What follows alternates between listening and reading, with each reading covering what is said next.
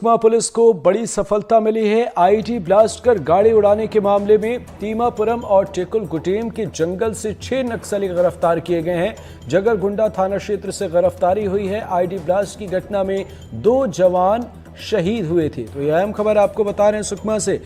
Sukma police को कामयाबी मिली है आईडी ब्लास्ट मामले में। गाड़ी उड़ाने वाले मामले में यहां पर टेकुलगुटेम के जंगल से 6 नक्सली गिरफ्तार किए गए हैं। ज्यादा जानकारी के लिए हमारे साथ जुड़ गए हैं सलीम शेख। सलीम, क्या है अपडेट? सलीम, आप तक आवाज पहुंच रही है तो आपसे अपडेट जानना चाहेंगे जी। इसमें 2 जवान शहीद हो गए थे कोबरा बटालियन के। इसमें सुकमा पुलिस ने एक बड़ी कार्रवाई की है। बेहद ही त्वरित कार्य कह सकते हैं। इस घटना में जो नक्सली शामिल थे उन नक्सलियों को पुलिस ने अरेस्ट कर लिया है। टेकलगुडम और तीमापुरम के जंगल से इन्हें गिरफ्तार किया है। माओवादियों की सूचना पर पुलिस ने एक विशेष टीम का गठित किया था। उसके बाद उन इलाकों के लिए रवाना किया गया था और घेराबंदी करके तीमापुरम के जंगल से माओवादियों को गिरफ्तार करने में पुलिस को सफलता मिली है। साथ ही माओवादियों के पास से भारी मात्रा में विस्फोटक सामग्री भी बरामद की गई है और पुलिस अफसरों का दावा है कि पुलिस नक्सली किसी बड़ी घटना को अंजाम देने के फिराक में थे, कोई बड़ी प्लानिंग कर रहे थे जिसे इन्होंने विफल कर दिया। बिल्कुल सलीम, इसे कितनी बड़ी कामयाबी के तौर पर देखें, क्योंकि घटना में 2 जवान हमारे शहीद भी हुए थे, 6 नक्सली हैं और आगे इनसे और भी जानकारी मिल सकती है। सलीम जी बिल्कुल, ये बहुत बड़ी कार्रवाई है। देखिए 23 जून की एक घटना थी। महज 2 दिनों में ही पुलिस ने 6 नक्सलियों को अरेस्ट कर जेल भेज दिया है और बड़ी कामयाबी है। और पुलिस के नक्सलियों के पास एक भारी मात्रा में विस्फोटक सामग्री जो बरामद की गई है, इससे अंदाजा लगा सकते हैं कि नक्सली एक और बड़ी घटना को अंजाम देने की प्लानिंग में थे, जिसे जवानों ने विफल कर दिया। जो इलाका है बेहद नक्सल प्रभावित इलाका है और इस इलाके में पहली बार टेकलगुडम और पुअर्ती में कई सालों के बाद माओवादियों के गढ़ में पुलिस ने अपने दस्तक दी है और वहां कैंप स्थापित करने में कामयाब हुई। यही कारण है कि नक्सली एक बड़ी घटना को अंजाम देकर अपनी बौखलाहट को दूर करना चाहते थे और अपनी उपस्थिति दर्ज कराने के लिए जवानों को पीछे से वार कर उन्हें नुकसान पहुंचाना चाह रहे थे। बिल्कुल सलीम, क्या इस गिरफ्तारी में कोई मुश्किल भी आई है? क्या गोलीबारी भी हुई इसके साथ? जगरगुंडा जो इलाका है वो कैसा इलाका है, वहां पर कितना प्रभाव है, ये भी आपसे समझना चाहेंगे। देखिए, जगरगुंडा को समझने के लिए पहले आप ये आप जान सकते हैं कि जगरगुंडा जो इलाका है वो पहले माओवादियों का उप राजधानी कहा जाता था। ये ऐसा इलाका है 3 साल पहले की अगर बात करें, 3 से 4 साल उस इलाके में रहने वाले लोगों के लिए 6 माह में एक बार राशन की सप्लाई की जाती थी। हजारों की संख्या में जवानों को दल राशन लेकर 6 माह के लिए पहुंचता था। तो आप समझ सकते हैं वो उस इलाके में पुलिस ने करीब 1 दर्जन से ज्यादा कैंप स्थापित किए हैं। यही कारण है कि माओवादियों का जो सेफ जो इलाका है, जहां अपने आप को बेहद सुरक्षित समझते थे, उन इलाके में जवानों की दमक हुई है। यही कारण है कि नक्सली लगातार सुरक्षा बलों को नुकसान पहुंचाने के लिए तरह तरह के पैंतरे अपनाने की कोशिश करते हैं। हालांकि सुकमा पुलिस बेहद सतर्क है और माओवादियों के प्लान को विफल करते जा रही है। बिल्कुल सलीम, किस तरीके से अभियान चलाए जा रहे हैं और किस तरीके से एक्शन लिया जा रहा है, खासकर टेकलगुडेम के इलाके में?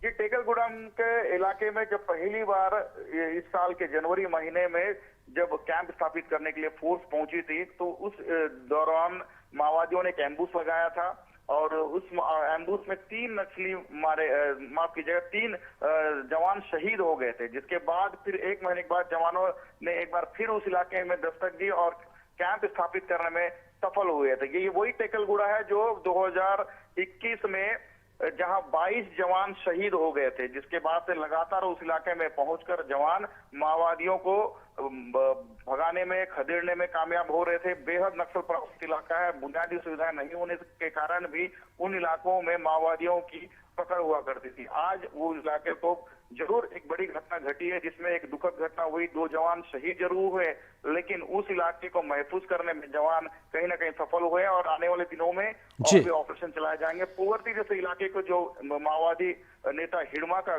गढ़ कहा जाता था, जिसे आज जवान अपने बुनियादी सुविधाएं पहुंचाने का साथ योजनाओं को धरातल पर उतारने में सफल हो रहे हैं और आज वो इलाका आरोग्य धाम के नाम से जाना जाता है।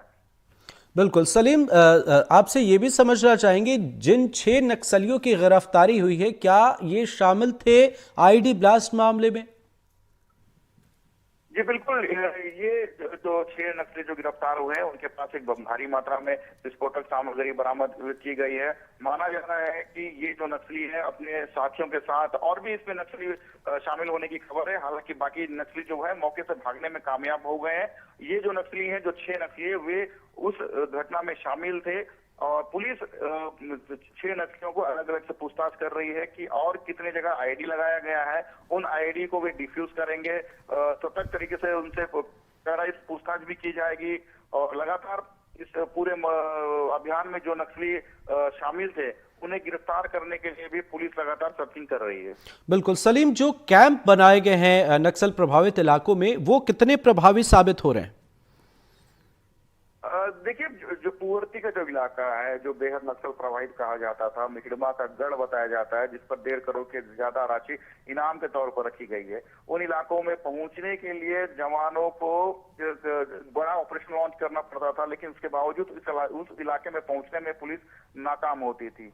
आज उस इलाके में कैंप स्थापित किया गया है। आजादी के बाद पहली बार वहां तिरंगा फहराया गया है, तो आप समझ सकते हैं उस इलाके में किस तरह से माओवादियों की पकड़ थी।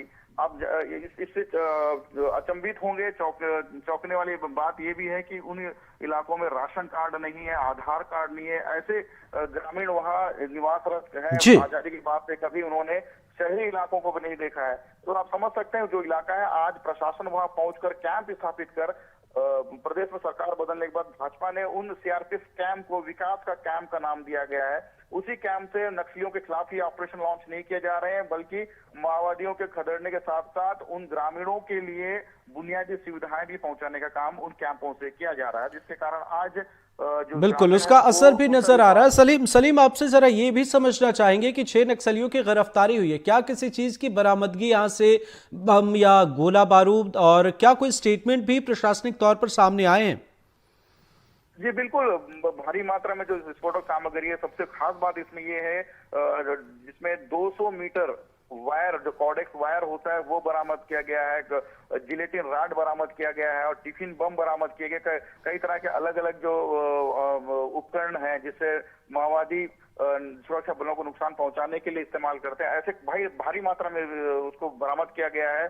कई तरह के जो कॉर्डेक्स, जो जिलेटिन रॉड होता है, उसे बरामद किया गया। हालांकि पुलिस अभी इस पूरे मामले की जांच कर रही है, कुछ नक्सलियों से पूछताछ भी की जा रही है, ताकि इस पूरे घटना में जो नक्सली शामिल है, उस इलाके में जो नक्सली खास करके जो सक्रिय है, उनको दबोचने के लिए पुलिस अभी भी बारिश के दौरान भी उनके खिलाफ ऑपरेशन लॉन्च किया जाएगा। एक अलग अलग इलाकों से फोर्स को तैनाती की गई है, एक विशेष टीम की गठन किए गए, ताकि नक्सली जिस तरह से जो आईडी ब्लास्ट की घटना घटी है उस तरह की घटना दोबारा ना हो सके।